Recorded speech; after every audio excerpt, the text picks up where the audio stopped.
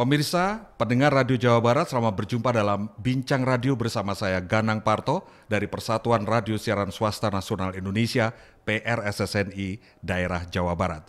Kali ini saya memiliki tamu istimewa, sahabat saya, kawan kita semuanya, sahabat Radio Indonesia. Beliau adalah Dr. Andes Soekaryo Teguh Santoso MPD, Deputi Bidang Advokasi, Penggerakan dan Informasi pada Badan Kependudukan dan Keluarga Berencana Nasional BKKBN, atau kita sering menyebutnya BKKBN Pusat. Pak Teguh sengaja hadir ke studio podcast PRSSNI untuk menyapa kita semuanya dan ingin berbagi mengenai stunting. Apa sih stunting yang selama ini selalu jadi persoalan di tengah masyarakat kita? Ada pro dan kontra, ada pertanyaan, tapi ada juga yang telah mengikuti bahwa stunting itu adalah A, B, C, D, E, F, G, H, I, dan seterusnya. Mari kita sapa beliau. Assalamualaikum, selamat berjumpa Pak Teguh. Waalaikumsalam warahmatullahi wabarakatuh. Selamat berjumpa pula Mas Ganang. Apa kabar? Alhamdulillah baik, sehat, walafiat. Amin, senang sekali mendengar kabar itu. Pak Teguh datang ke PRSSNI bersama tim. Pak Teguh selalu menyampaikan bahwa katanya kalau datang ke PRSSNI itu kayak rumah kedua atau tempat kerja kedua.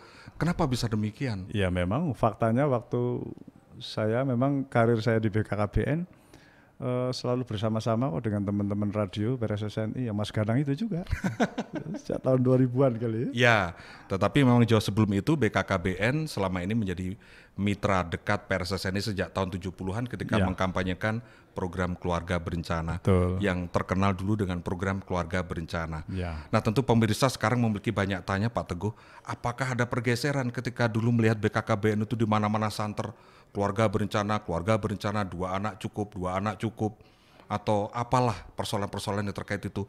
Tahu-tahu 2-3 tahun terakhir ini BKKBN gencar ngomongin tentang stunting. Gitu ya. Penting sekali stunting ini. Betul. Jadi apa kabar atau ada apa dengan stunting ini? Apa sih sebenarnya stunting ini sehingga BKKBN menjadi sosok yang begitu ambil peran penting terkait stunting ini? Ya tentu masyarakat kan mengenalnya BKKBN ini urusannya keluarga berencana. 2 anak cukup, 2 anak lebih baik kan begitu ya. Ya kan memang mandat utama BKKBN dari negara kepada lembaga BKKBN memang untuk melaksanakan pembangunan, kebijakan pembangunan di bidang pengendalian penduduk dan keluarga berencana. Programnya program KB dulu itu. Nah sekarang sejak tahun 2009 namanya program Bangga Kencana.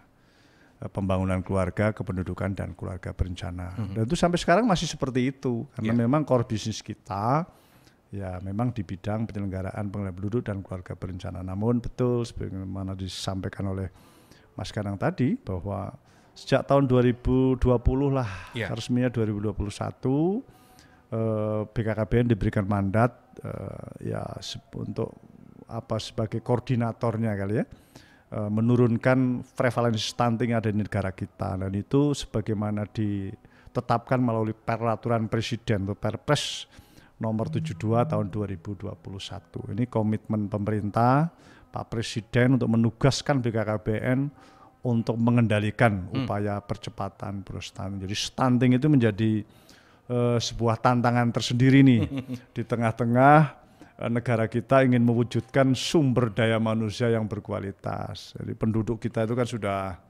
kurang lebih 273 juta lah ya.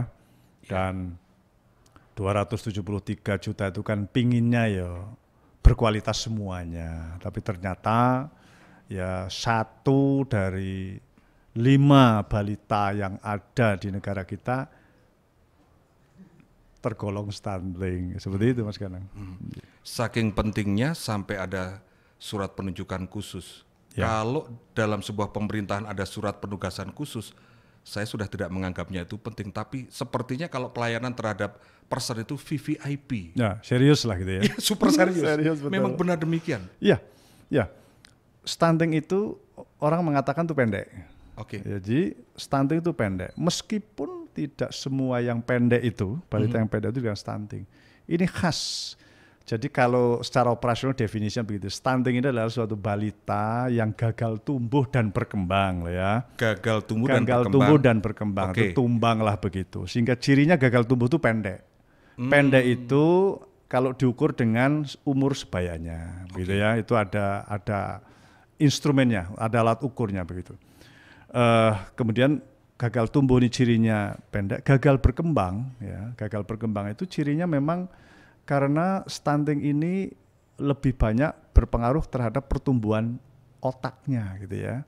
Pertumbuhan sehingga pada saat nanti di saat gagal berkembang maka sesungguhnya balita yang stunting itu dimodali ya oleh otak-otak yang memang oleh otak begitu ya, yang kemampuan berpikirnya lemah gitu.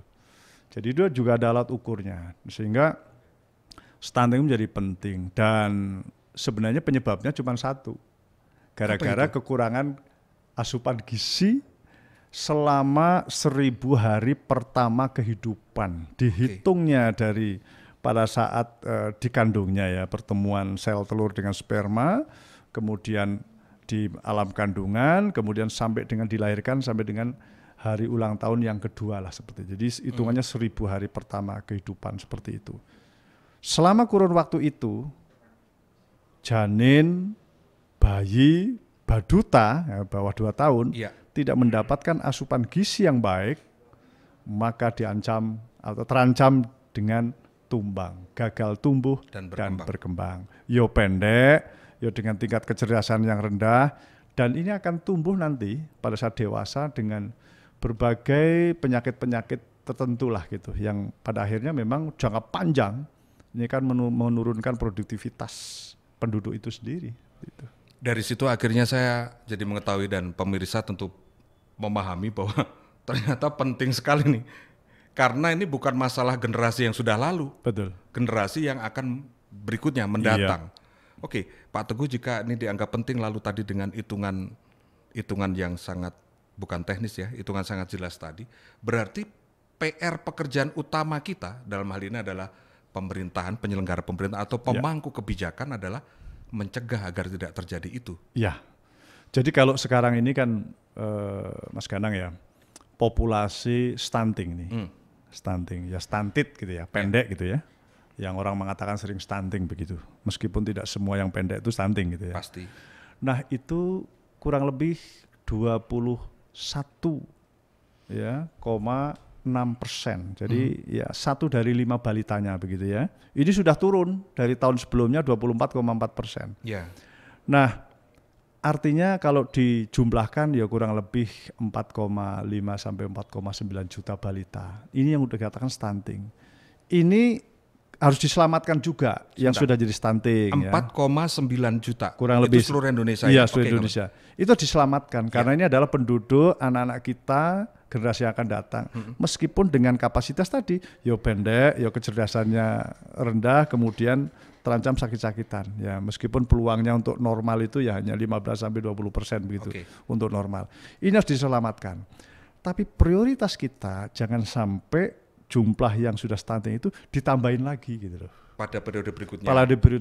Pada periode berikutnya. Oleh karena itu upayanya adalah fokus kita mencegah lah, jangan sampai anak-anak yang sekarang ada di kandungan, yang sedang ada di perut ibunya begitu ya, kemudian sekarang usianya di bawah 2 tahun itu tergolong stunting, maka dicegah jangan sampai itu. Artinya bahwa ada upaya untuk mengkoreksi ya, agar bayi yang akan dilahirkan nanti tidak menjadi stunting. Asal selama kurun 2 tahun tadi betul-betul terpenuhi gizinya dengan baik, kemudian pengasuhannya juga dengan baik dan lain sebagainya. Gitu. Sebentar, saya mundur sedikit. Kalau tadi ada sekitar 4,9 yang sudah kadung terlanjur stunting, itu penanganannya secara teknis dan sebagainya, apakah masih menjadi tanggung jawab BKKBN atau sektor yang lain atau pihak siapa ini yang ikut memantau tadi seperti toh itu anak-anak kita tadi Pak Teguh? Ya tentu saja bukan BKKBN saja. Ya. Jadi kan ini intervensi untuk stunting ada 2 ya. Secara spesifik itu pemenuhan gizi. Ini lebih banyak memang di Kementerian Kesehatan itu berbicara tentang intervensi gizi spesifik ya. Tetapi yang 70% ini tadi 30%. Yang 70% inilah yang disebut dengan intervensi sensitif. Ini ada di berbagai kementerian sebenarnya. Yo pendidikannya, yo juga ekonominya, dan lain perumahan, sanitasi yang baik, perumahan yang baik, termasuk akses air bersih yang baik. Artinya ada di berbagai kementerian di luar, termasuk BKKBN juga diantaranya. Namun memang BKKBN itu lebih spesifik pada intervensi yang bersifat promotif preventif. Pelayanan keluarga berencana dengan program Bangga Kencana menjadi penting, baik itu pada saat usia sebelum dia dilahirkan, bahkan sebelum menjadi keluarga, sampai dengan memang pasca dia tadi sudah stunting. Pendekatan keluarganya kalau itu penting, karena BKKBN memang fokusnya ada di pendekatan keluarga. Seperti itu ya. Baik. Pemirsa pendengar Radio Jawa Barat, Anda sedang mengikuti Bincang Radio dari PRSSNI Daerah Jawa Barat bersama saya Ganang Parto, dan tamu kita adalah Pak Teguh Santoso dari BKKBN Pusat. Kita sedang perbincangkan tentang stunting dan banyak hal yang harus kita ketahui tentang stunting ini karena menjadi tugas kita bersama untuk lebih memahami. Ketika kita paham sebuah persoalan, tentu selanjutnya kita bisa ikut berkontribusi sebagai masyarakat, sebagai apapun terkait pencegahan stunting seperti tadi disampaikan oleh beliau mengenai pencegahan stunting. Jadi kalau tadi Pak Teguh sampaikan bahwa yang paling utama BKKBN sebagai koordinator adalah pada tindakan di awal, ini sudah jalan berapa persen dari awal ketika mendapatkan mandat dari Presiden itu? Gambaran ringannya sebelum nanti kita perdalam lagi. Ya, sebagai koordinator itu memang kan tugas utamanya adalah berkolaborasi dengan berbagai pihak ya, lintas kementerian dan lembaga, termasuk juga perguruan tinggi, termasuk media, organisasi-organisasi masyarakat, dan ya termasuk keluarga itu sendirilah. Itu tugas kita, di samping memang kita melaksanakan tugas pokok kita melalui program Bangga Kencana. Dan kalau berbicara sudah berapa persen begitu ya, kita lihat hasilnya saja. Meskipun hasil ini bukan semata-mata hasil BKKBN, bukan, ini hasil kita semua. Sudah ada penurunan Pak Mas Ganang ya. Jadi tahun 2024 itu prevalensi stunting yang dimodali kepada kita ini 24,4% ya. Dan tahun 2022 ini 21,6%. Jadi ada turun lah kurang lebih 2,8% lah.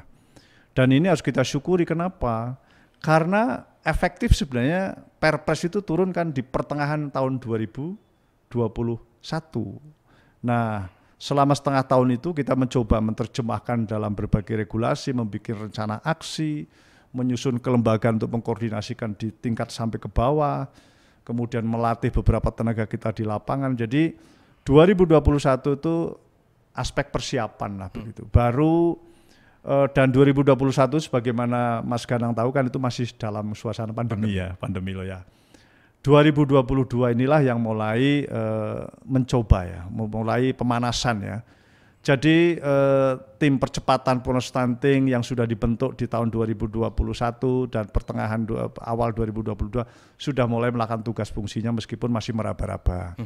Tim pendamping keluarga yang sudah dibentuk dan pada awal 2022 terbentuk, alhamdulillah sampai sekarang ya 600.000 personil ya, 200.000 tim seluruh Indonesia.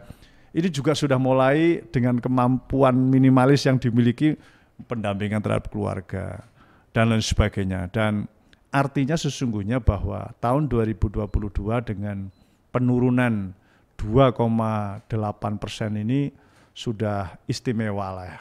Meskipun targetnya belum tercapai ya, karena kan nanti 2024 ini kan 14%. Nah, mudah-mudahan lah gitu. Pemirsa pendengar radio di Jawa Barat, Bincang Radio bersama saya Ganang Parto dan Pak Teguh dari BKKBN Pusat akan kita lanjutkan sesaat lagi dengan hal-hal yang lebih mendalam.